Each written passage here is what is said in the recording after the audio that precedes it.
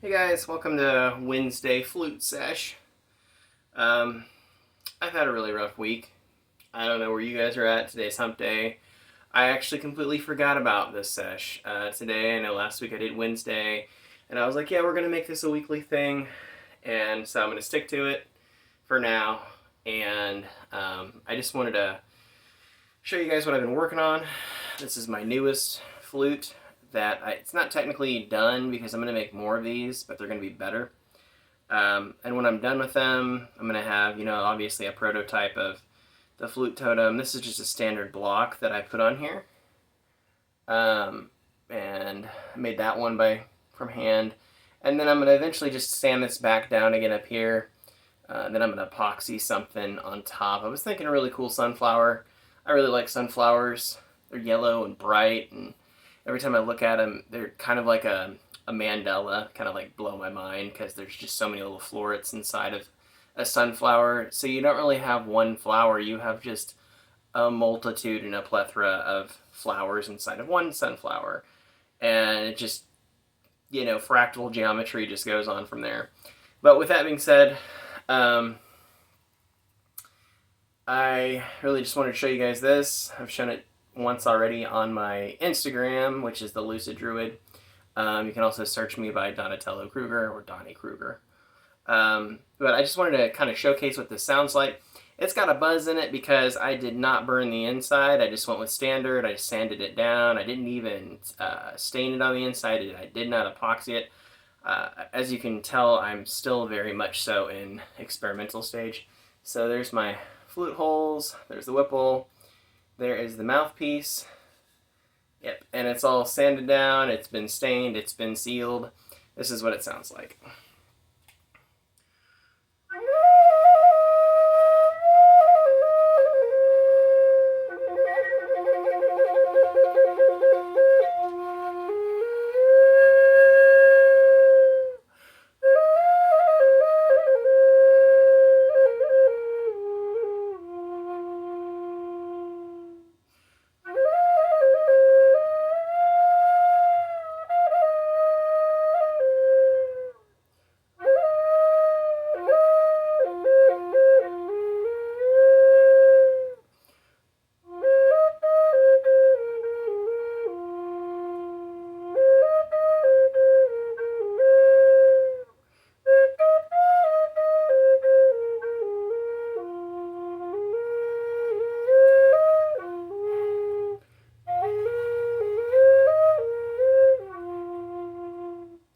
But anyhow, I also think my angle on the sound hole isn't quite there. So it's been a good one. It's been a good experience to learn off of. But we're just going to get better and better. I don't expect it to happen overnight, but we're going to get better, and we're just going to keep working on it. I am proud of this flute, but we have a long way to come. So with that being said, guys, I'm going to go ahead and play the same two flutes that I played last week. I kind of want to get a little bit more technical with it this week.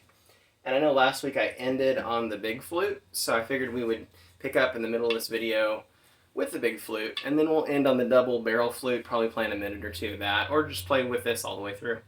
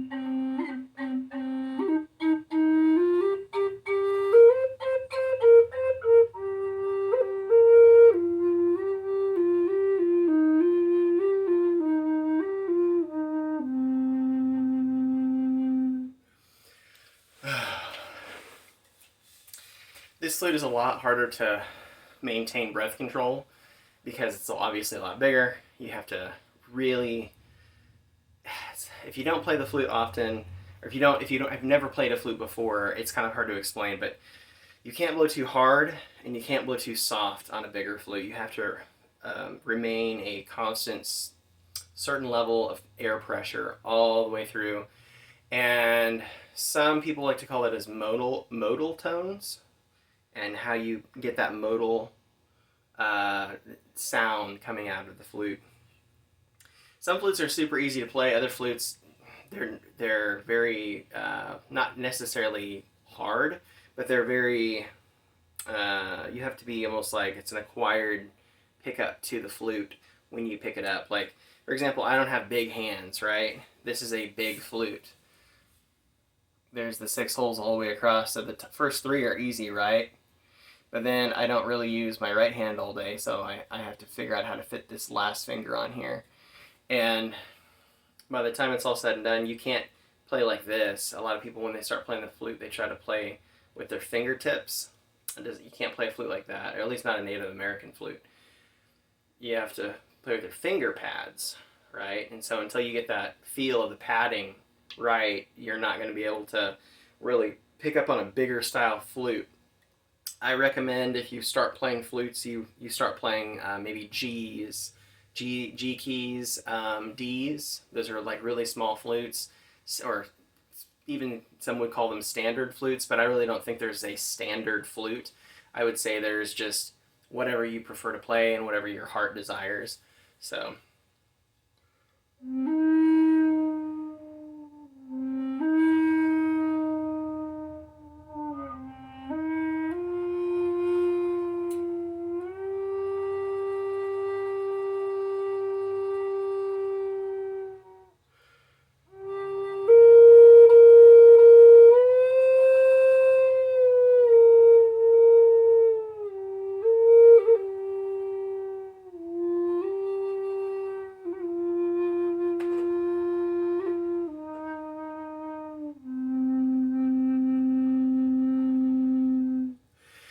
And that was done all in one breath, right?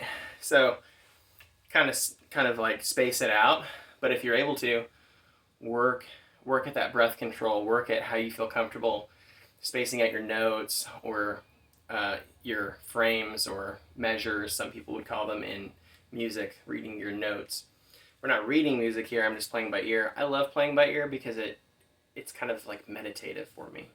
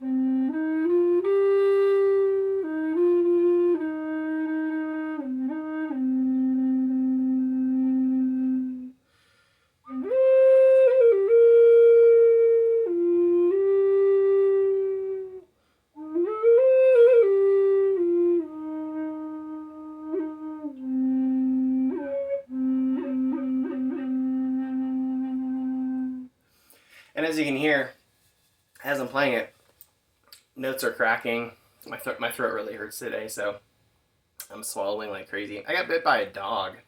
Would you believe that? I got bit by a dog, and now I gotta get rabies shots and stuff. But besides the point, you guys should definitely find a hobby that you like. If you ever have never tried flutes, there's not a better time than now to try it. And this flute, if I wanted to sell it, you guys could make me an offer and tell me what you think it's worth. I really wouldn't want to sell this any lower than $60 plus shipping and handling. So if you guys, it's my art on here. I hand painted that, The flute itself is a piece of artwork. and I'm going to make more of these of the more or less the exact same artwork. I might do sunflowers though, but we'll see. And I like to treat most of my flutes as prototypes because nothing is perfect, right? So even this paint job on here, I like it, but it's not exactly the exact paint job that I want. But if it was manufactured to be perfect, then they would all be the same. And I think that's why I appreciate every individual flute that I make, because even though they're not perfect, even though they have defects in them or what have you, they're all unique, and they're not mass produced. So, anyways, guys, if you wanted to buy this flute, just comment, hit me up. We can make a transaction happen. And again, this flute is not done yet, so I still have to get a totem put on it and everything. And by the time that's all said and done, if I really finish it and I really like it, we might just end up selling this flute for $80 plus shipping and handling, because I think that's really what it's worth. It's about $80 or more plus shipping and handling. So just let me know. And it's been a pleasure. I really enjoy the weekly Wednesday thing because it really gets my mind off of a lot of things. Like, you guys have no idea. At least you have no idea what goes on in my brain. I don't know what goes on in your brain, but we all have our own problems. This is my garage. This is / my workshop. I could park a car in here, but there's too much crap in here. But anyways, guys, I appreciate your time, and it's been a pleasure.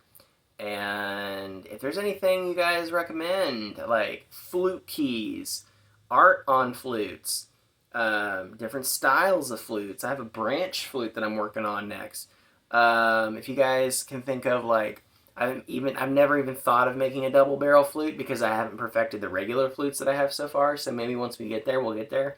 But yeah, the world is thy oyster, and the light oyster is thy world. Anyways, have a good one.